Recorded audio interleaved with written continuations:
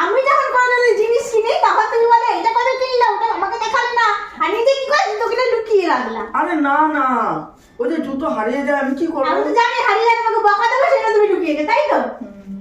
জুতোটা তো সুন্দর হয়েছে, খুব পছন্দ হয়েছে। বেশি দামে কিনে নি, তাই তো অল্প দামে দিই। অল্প দামে এটা এটা ভালোই দাম আছে, তোমাকে আমি 50 টাকা দিয়ে খটখটি জুতো কিনে দেবো, ওটা তুমি শুধু ঠাকুর বাড়ি পরে যাবো। তুমি আমি খরচাকে তো করতে পারি না, আমাকে দোকানদার বলেছিল। আবার হারিয়ে আসবা তুমি জুতো। ওই পাখির মা আছে, পাখির মা আমারে বলছিল যে দিদি আপনি ঠাকুর বাড়ি পড়ার জন্য কিনবেন? আমি বললাম হ্যাঁ। বলে তাহলে প্লাস্টিক জুতো কেন? আমি বললাম না না, প্লাস্টিক জুতো আমি পরতে পারি না, আমার পরতে কেমন লাগে প্লাস্টিক জুতো, রাস্তা দিয়ে হাঁটবো খট খট খট খট আওয়াজ, আমার ওই আওয়াজটা আমার অস্বস্তি।